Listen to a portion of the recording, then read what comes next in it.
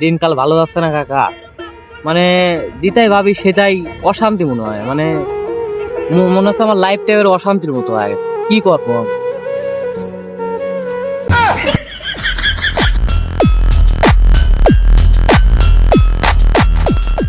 বাবারে কি কব,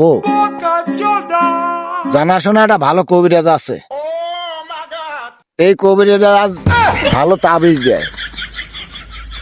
এই তাবিজটা নাকি ব্যবহার করলে পারে মনে শান্তি ফিরে আসে, ভালো আগের মতো জীবন ফিরে আসে।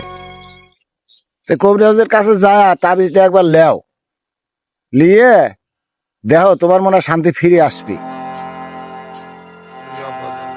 কিন্তু তাবিজের দাম একটু বেশি পড়বি নি, কত কত?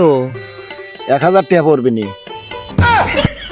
ও তা যত হয় হয় গিয়ে আমার লাগবে। আমার তাবিজটা দাও, তুমি বুঝতে চাও না? দাও। তাবিজের নিয়ম কারণ মাইনে চলা লাগবি, 5 ওয়াক্ত নামাজ পড়া লাগবি, ভালো ছাল পালের সাথে চলা লাগবি, খারাপ কাজ করা যাবে না, এবং টাকা পয়সা নষ্ট করা যাবে না, অন্য বাজে টাকা পয়সা খরচ করা যাবে না, এবং 5 ওয়াক্ত নামাজ পড়া লাগবি। তাহলে এইগুলোই যদি হরি, তাবিজের কি কাম? তাবিজের কোনো কাম আছে এনে?